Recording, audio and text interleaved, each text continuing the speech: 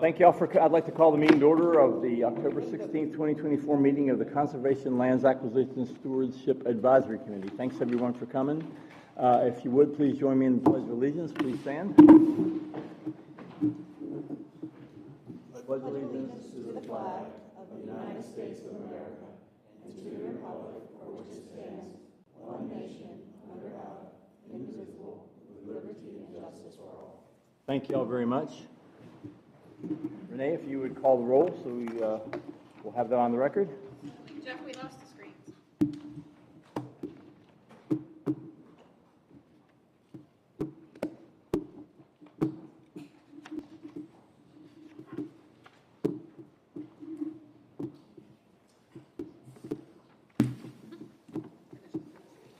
I don't know.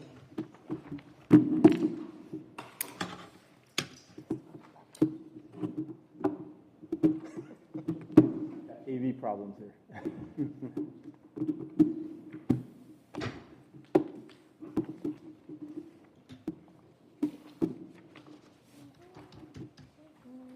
Let's make it easy. Anyone that's not here, say aye, and then we can move on. I can do the roll call without the screen. Yeah. Karen Andrus. Here. Carl Baracco. Here. Eric Botana. Here. Joseph Cruz. Here. Reggie Henderson. Here. Ronald Inge. Here. Christy Knight. Here. Matt Lincolnhall. Here. John Paul. Here. Christopher Robin. Here. Sawyer Smith. Absent. Shane Spring. Here. Andrew Sund. Here. Bridget Thoreau. Here. Okay, that's a quorum. Thank you very much. We have a quorum, so we're ready to go. The first item on our agenda is approve the minutes of the August 21st meeting. Has everyone had a chance to read those? We'll consider a motion for approval or any recommendations for changes. Please present what your ideas are there. And when you make a motion, please say who made it so that our minutes keeper will be able to record that. Shane Spring, I make the motion. I'll second. Okay, by Mr. Botana. So we have a motion by Mr. Spring, second by Mr. Botana to approve the minutes. Any discussion? All in favor, please say aye. Aye. Opposed, say nay. That carries unanimously. The next item are negotiated purchase agreements. Before we get to this, a couple of points just for procedurally. Members of the public, if you would like to speak on these, and I have a couple cards, your comments are limited to 3 minutes, so keep that in mind. Secondly, we're going to hold off any action by the committee until we take public input. So we'll have a staff presentation, take public input on the item, and then we'll consider action from our standpoint. Okay? All right. Mr. Clemens, the first item is nomination 640, 12.2 acres, Alba Shores LLC on the south bank of the CLASAC River. It's in the vicinity of the Columbus G. McLeod Preserve. Mr. Clemens. The purchase agreement has come in at below the average of the two appraisals at $1,550,000. This is a 12-acre tract. Question was asked when this was presented earlier. The area on the west where you see the hash marks, that is an area that is encumbered with the conservation easement, but it will not be affecting the operations of this site as far as being passive recreational uses on the site. So staff is recommending to go forward with this purchase agreement. The property owner is responsible for paying most of the general closing costs. That will include title insurance, dock stamps.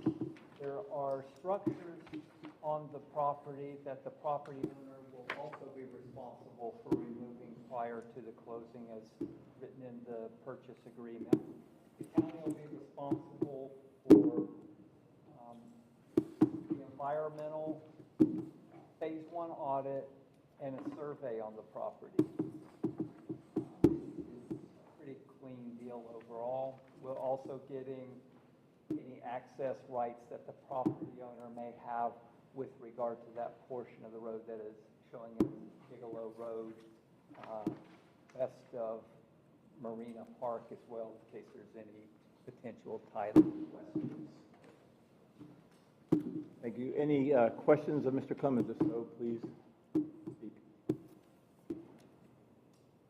Seeing none, we'll take public comments. Would anyone in the audience care to speak on nomination 640, 12.2 acres, as shown on the board there in the Alba Shores area? Seeing none, we'll close public comment. What is the pleasure of the committee? I make a motion to approve Shane Spring. I'll second. All right, we have a motion and a second. Any discussion? And this is to recommend that the board go forward with reviewing the purchase and consider purchase. We each individually have to put our votes on the record unless it's unanimous, and then Renee will be able, and the minutes keeper will be able to record that. So we'll first see if we have a unanimous vote. All in favor of the nomination 640 to recommend purchase? We have a motion and a second. All in favor, please say aye. Aye. Anyone opposed, please say nay. That carries unanimously, so we don't have to go individually. Thank you very much.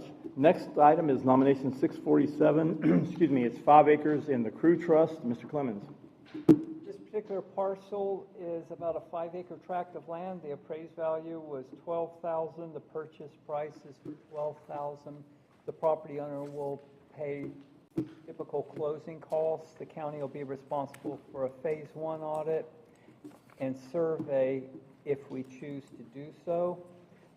Typically, we don't get a survey in the Crew area. Survey costs would be greater than the value of the property. This one didn't have, this is pretty much, I don't want to say swampland, but that's pretty much what it is. So there doesn't appear to be any concern with improvements, and very little access out there unless somebody was hunting on it or something, hiking or whatever. Thank you very much. Any questions, Mr. Clemens? Seeing none, would anyone in the audience care to speak on nomination 647, 5 acres in the Crew Trust area? If so, please come forward. Seeing none, we'll close public comment. What is the pleasure of the committee with respect to? Motion to move it forward. We have a motion by Ms. Andrus, second by Mr. Cruz, to move forward recommending purchase. Any discussion? All in favor, please say aye. Aye.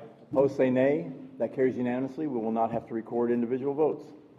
The next item we have are a couple of staff items. Some are reports, and another is a request by one of our members for an update on the Bonita Springs area, Bonita area. First item is ranger updates and also new parks and preservation digital tool. Thank you, Mr. Young. Thank you, Mr. Chair. We have another item too. Is it appropriate to add this to the list too, or no? We have another item that we want to give the committee an update on also. Does anyone have any objection to that? It's not on the agenda, but if it's just an update and we're not going to take any further action with respect to that. Yes, an update, yeah. Okay, please. Okay, we have a parks, National Park Services that Emily Gear's been working on. It's at 4 of our preserves. It's at 4 Miles Cove, Oak Hammock Preserve, Pine Lake Preserve, and the West Marsh Preserve. I'd like for Emily to give you an update what's going on with that. Go.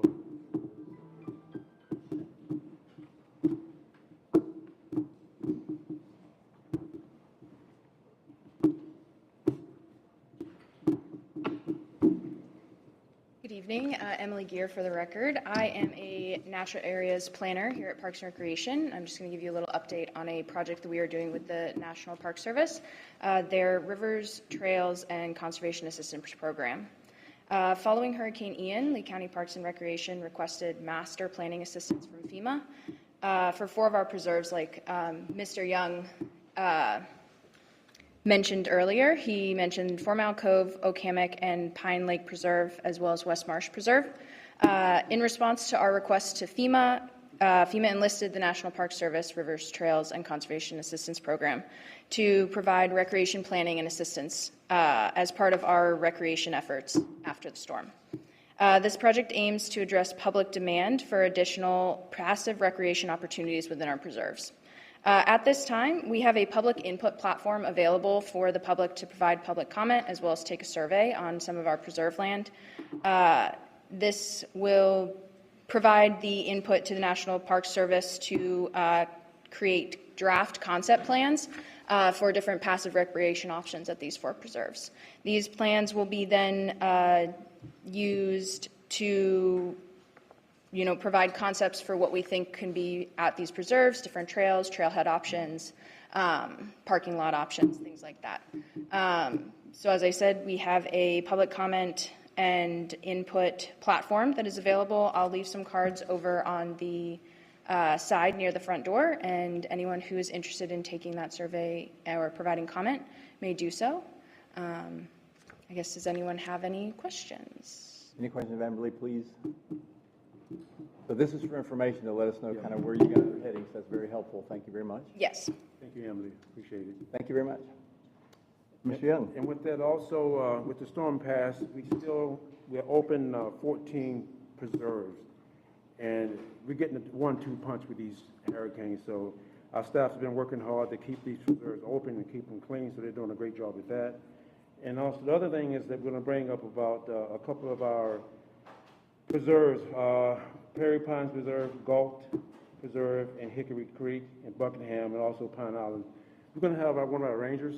He's one of our supervisors over here. He's going to come up and give you guys a report on some of the issues we've been having with some of the berry pickers on some of our preserves.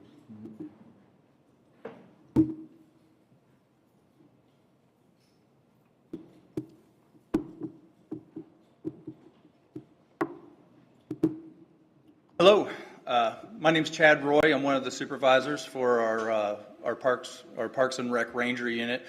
If you're not familiar with our Ranger Unit, we have a 20-person Ranger Unit with 2 supervisors, one that manages or supervises each end of the week. We have 18 Rangers that patrol our county beaches, our parks, our community parks, boat ramps, and our over 30,000 acres of preserve land.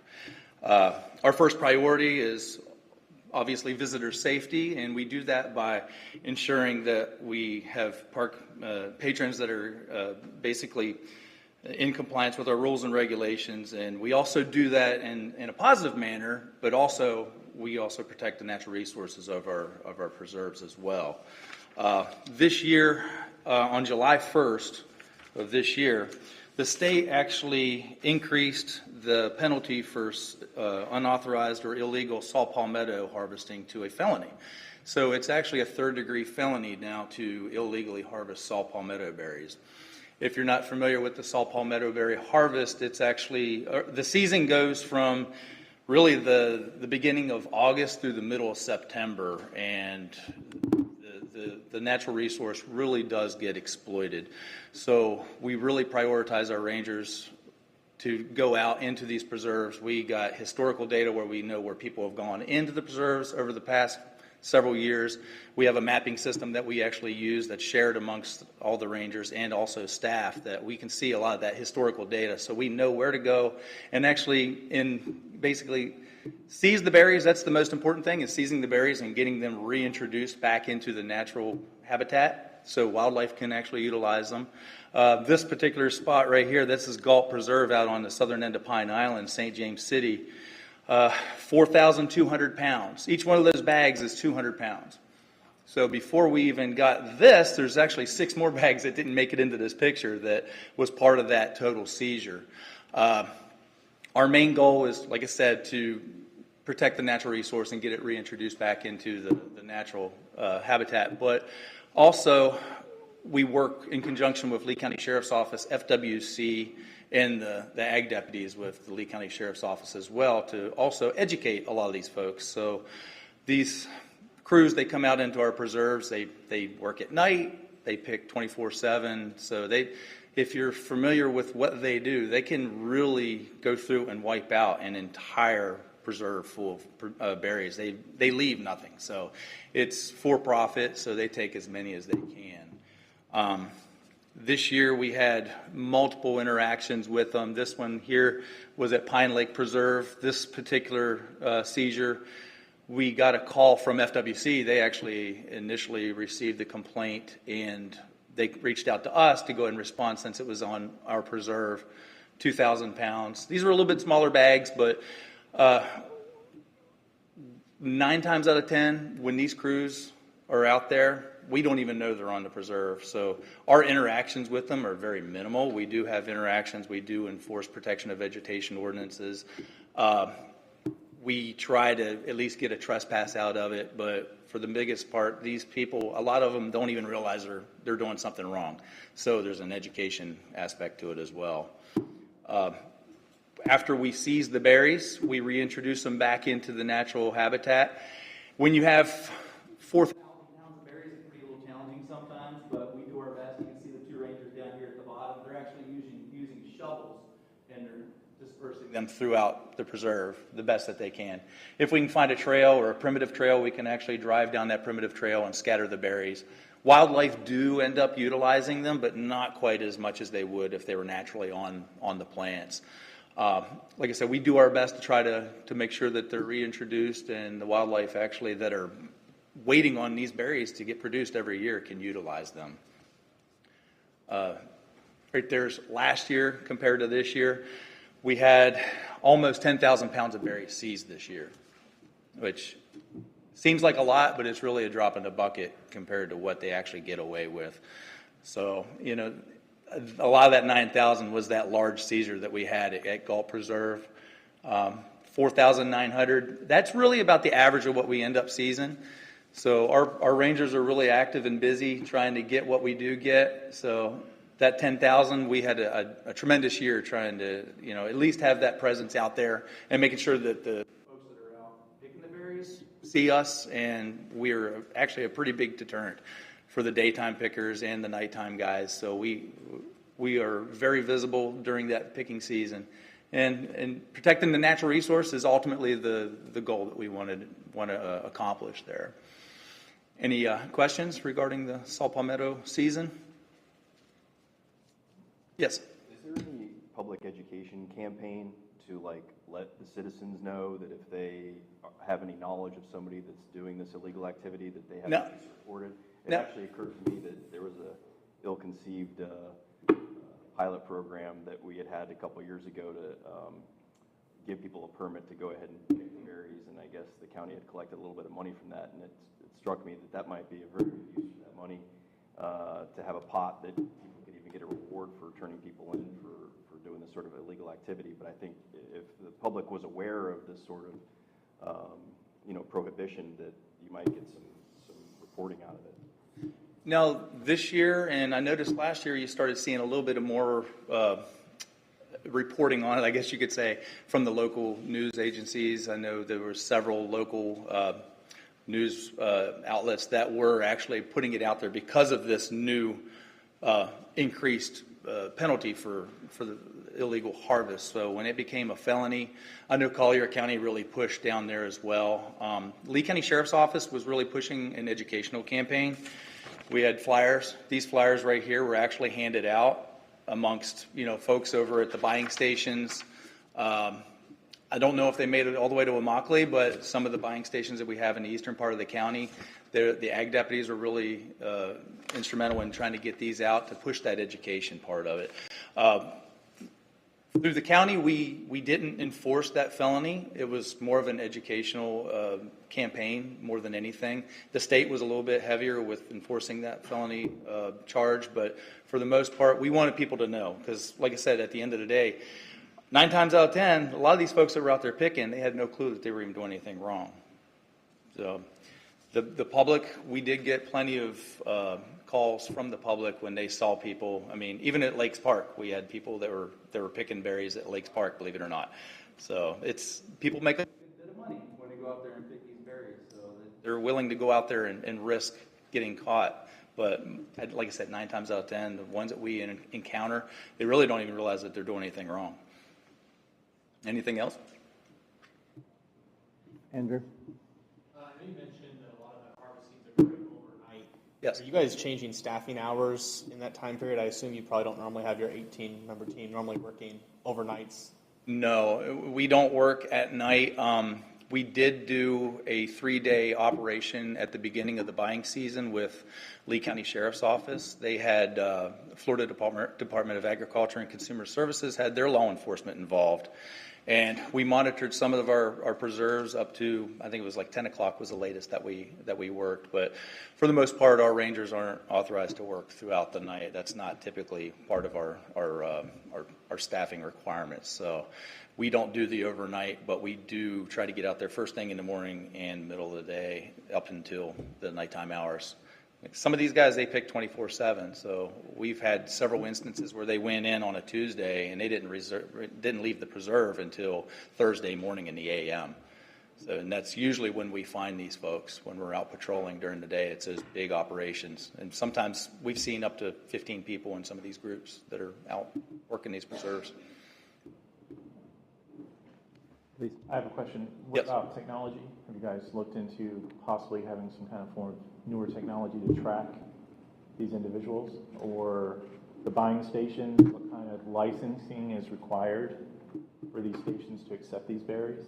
And that's, You've got to shut it off somewhere, and because this is going to continue on. And that was one of the things that the Florida Department of Agriculture and Consumer Services were working on this year, getting to those buying stations and kind of observing some of the things that were going on. I'm not sure how many actual arrests that they actually had through those buying stations, but yeah, ultimately you gotta cut off the funding source. If the money's not there for them to make, if they're being a little bit more strict with the permission slips, you have to have a written permission slip from a landowner, and on top of having that free license that the state gives out. And I did hear one case where folks were having, multiple people were buying or selling their berries, and they all had the same permission slip.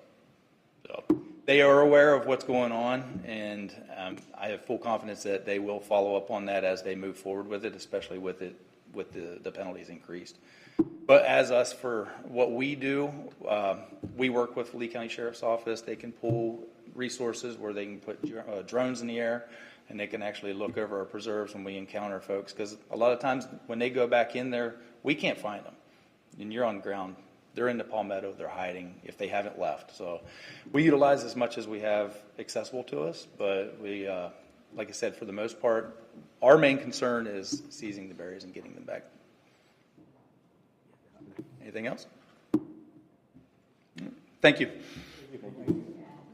I don't know if Chad mentioned, I was touching base with Robert on something, but I think the market price of those varies, but sometimes can get up to like $4 a pound or so. So if you're picking 9,000 pounds, that's $36,000. They pay the laborers that go out there in cash. So there's a big incentive for them to do this. And I know that, like y'all were talking about just a moment ago, trying to get to the source of that is what will help control it. But it's fairly cash-wise lucrative for some of these folks to trespass and run the risk. So thank you guys. Thank you all very much for keeping track of this and fighting down that as best you can. Appreciate it, Chad. Thank you so much. So the next slide is going to show you about the Parks Projects tool that we have, information tool. So this just shows a lot of our projects that we currently have. And I want to show you guys this, because a couple of these have our preserves on it. If you scroll down, let's pick Kiker, I think it's.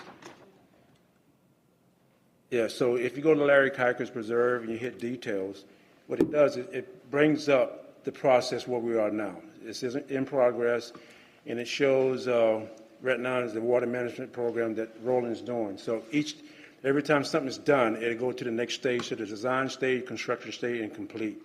So this is a great tool for you guys to use if you want to go to parks and check out some of our parks projects along with preserves. And we'll start updating this all the time to keep information for everybody to go and review. Any questions on that? So you guys can go to leeparks.org, and you'll see it on the main page there, and you can click on it, and it'll bring up all these information for you guys. You can check it out. Okay? Mr. Young, thank you very much for bringing that up, because as we've talked about in the past, sometimes there's the public, even maybe members of the committee, aren't familiar with all the things that are being done. And that slide you just put up about the Larry Kiker Preserve, there's been a lot of questions about that. Right. And the fact that there's at least some information that the public can get to, at least as a starter, is a very, very big help. So to the extent that we can all get the word out, or members of the public can get the word out on the availability of this tool, it certainly will give you some information and perhaps even provide the opportunity for you to interact with some questions or such. Yeah. So You know, for Everyone instance, keep if this you in live mind. in It's a great tool. if you click on that, it'll bring up where we are with that, you know. So all the information, as it come forward, they'll post it and update the website with the information. All right, any questions, guys? All right, thank you. Thank you, Mr. Young. Very, very helpful. Our next item, committee member item requested by Mr. Botana, the Benito Estero Rail Trail Initiative. Mr. Botana provided a summary. Can you maybe just give it an overview of that? We can all obviously read the Yeah, sure. details, but if you could give us kind of a summary, and we do have a couple folks in the audience that wish to speak on it as well. So this initiative has started roughly about a year and a half ago. It is the old Seminole Gulf Railroad that goes from Alico Road down to Wiggins Pass in Collier County. Roughly, it's 235 acres, and part of that actually crosses over some really important environmentally sensitive zones, including the Imperial River, the Estero River and its preserve, and the headwaters of the Spring Creek Slough in Estero. This initiative is going to take, multiple different facets to fund, but they're finding out that the rail trail is also a great opportunity for flooding prevention, especially with all the recent hurricanes we've had with Irma, Ian, Helene, and Milton. Now, these waters of the Estero River, Imperial River, and Spring Creek flow into Estero Bay, which was actually the first state aquatic preserve. It is still rated as an outstanding water source. The trail price is $81.7 million. That's a big, hefty price tag. But after studying where this trail goes through, there's roughly 9 acres of very important environmentally sensitive lands that runs parallel to this trail. This trail, if you were to do some homework on it, if you look up to the north in Sarasota and Venice, they had a similar opportunity, and it has transformed the communities, both with environmental awareness and also engagement. It also increases the property values tremendously. And I know, part of our funding is done through the millage of property tax, and that will actually help our funding as well. Is that incorrect? Okay, well, scratch that from the record then. I thought it was. Then where do we get our funding? From the general fund. From the general fund. Okay. Allocated by the board. Okay. Okay, so that's $40 million, correct? No? The minimum amount that was in the ordinance that the county tried to keep at least $40 million in the account for Conservation 2020. Okay. As we spend it down, they.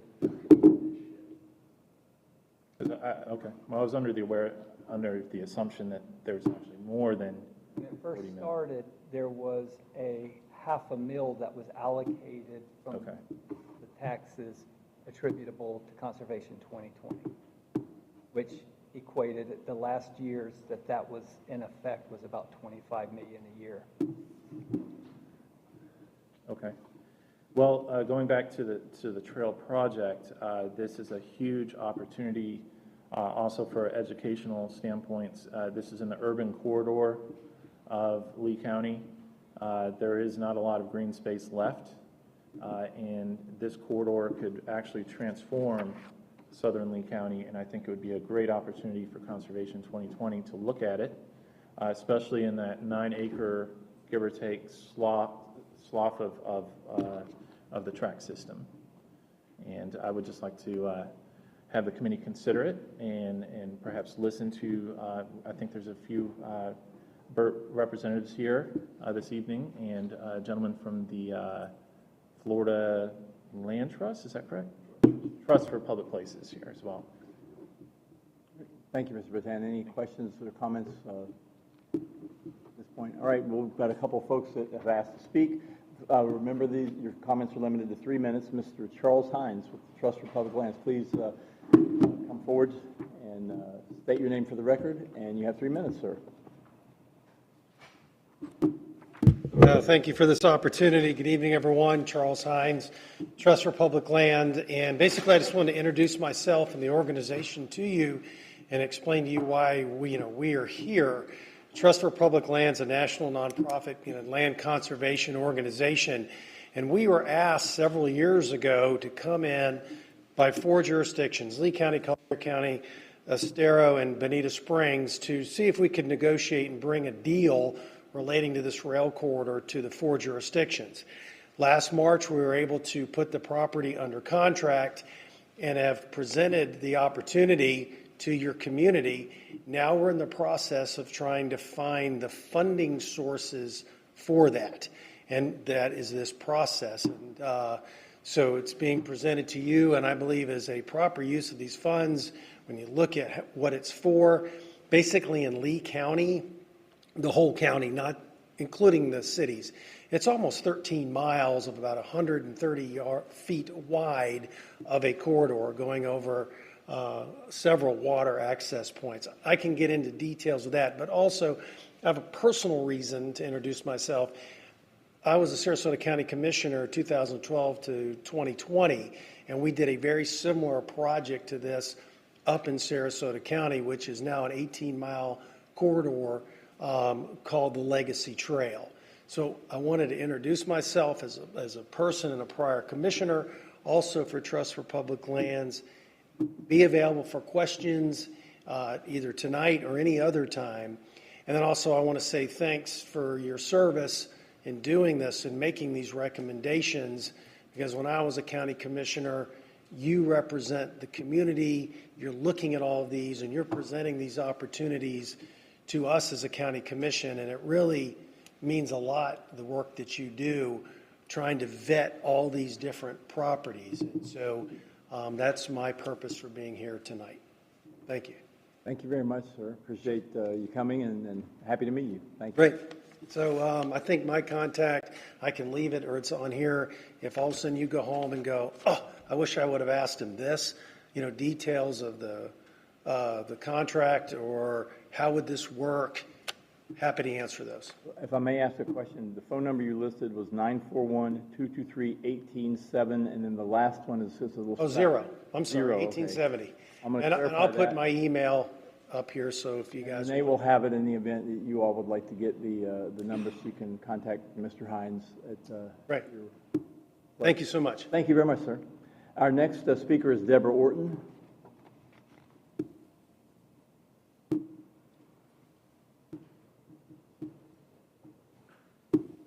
Thanks for having me, and thanks for entertaining this idea.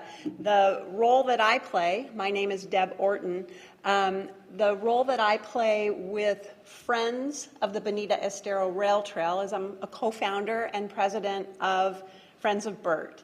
We have nearly 3,500 members of Friends of Burt. We have a myriad of endorsements, HOAs, and others that are involved with us. I guess the reason I want to tell you that is that along the way, we are committed to being advocates, not only for Burt, but for other trails systems in Lee County. And number 2 is we are not only advocates for the trail, but we are fundraising. We look to be putting in amenities. We hope to help with the maintenance of it, et cetera. So you end up with a partner, is my point, is that you have a partner that's already there, already working hard. We have hundreds of volunteers, hundreds of members, and sponsors. So that's my offer to you, is that we can be that partner. Thank you. Thank you very much, and thank you for coming to speak with us. Would anyone else in the audience care to address item number 6B, which is the Bonita Estero Rail Trail Initiative? If so, please come forward at this time. Seeing none, we'll close the public comment on that particular item. Any comments from staff or any thoughts?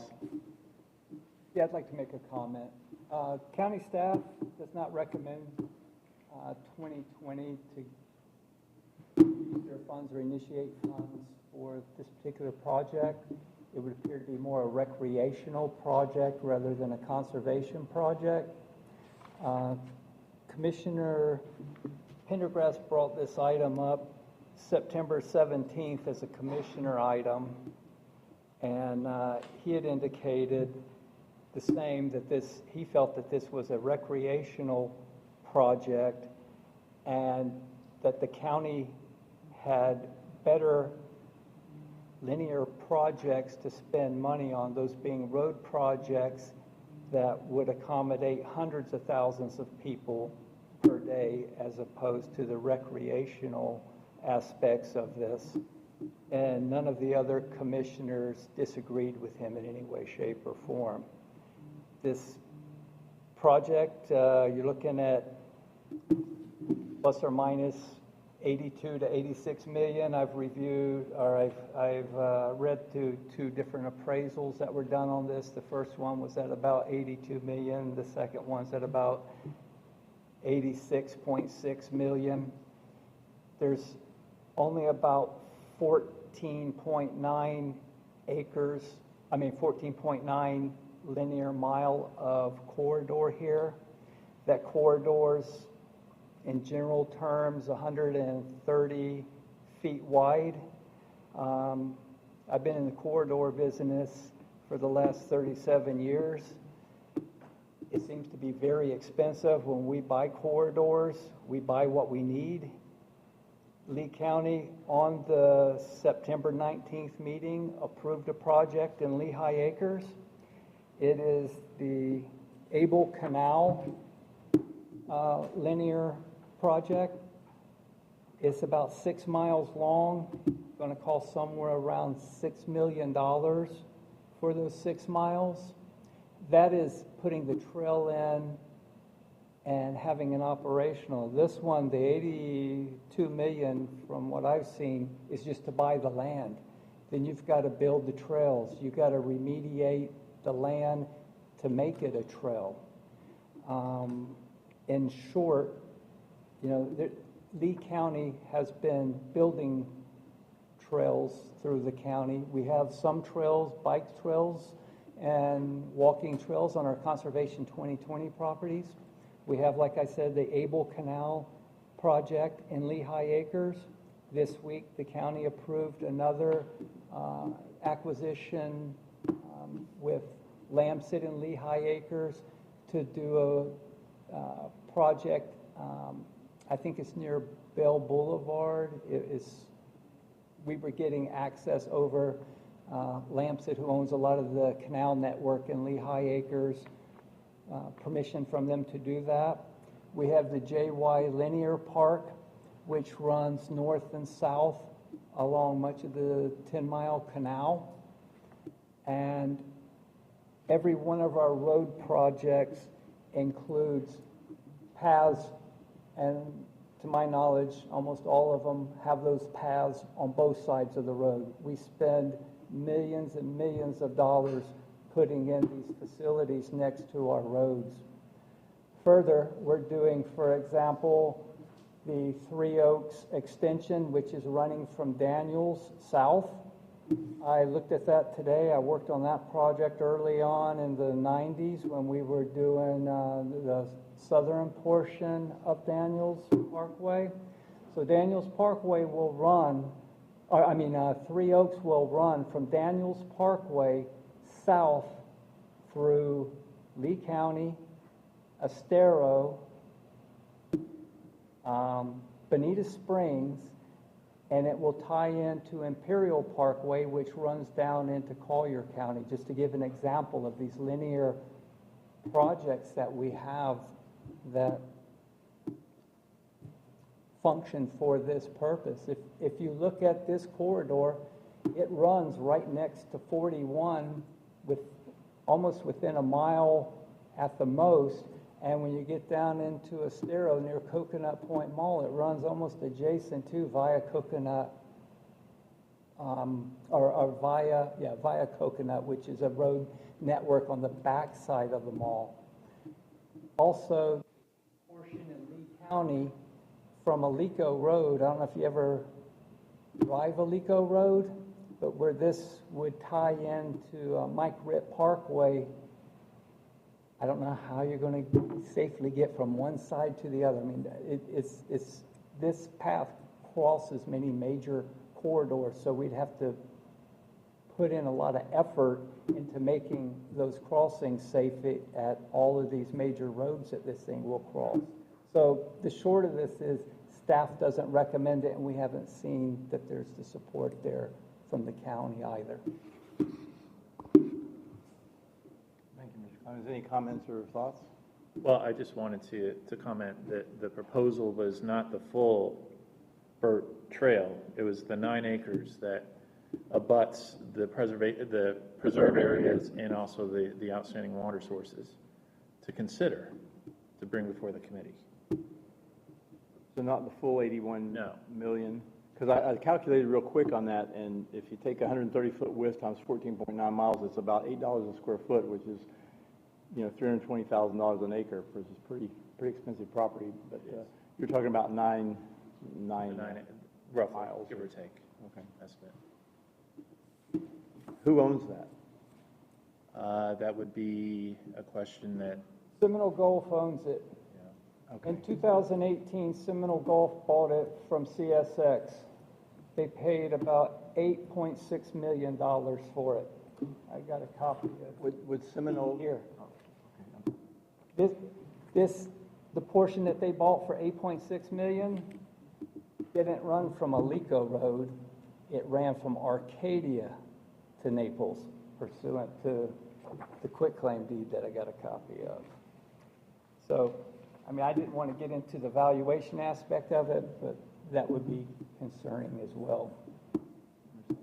But I think public comments closed, sir. Okay, I'd love to come back and give a full presentation to rebut some of these. Mr. Botana, perhaps if the 9 acres is what you're thinking about, whoever the landowner is, you could work with them and have them submit an application, which would formally come through the process. That might be the way to approach that. So thank you. All right, thanks everyone for their thoughts and input on that. The next item is to point out that we have a map of parcels acquired by the program. Just for knowledge, to make sure that everyone knows, we're at 31,508 acres acquired so far, which is a pretty nice accomplishment on behalf of the citizens of Lee County. We have some, the second page after this handout that's on the screen, shows the ones that have been done recently that you are all familiar with. So 31,000 acres to date.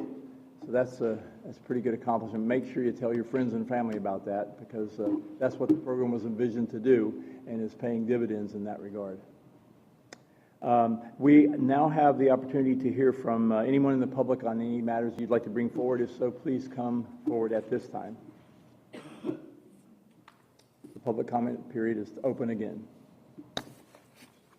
Seeing none, we'll move on to the next item, which is to set our next meeting date, November 20th, 2024. Turkey and dressing will be provided, of course, at 5:30 p.m.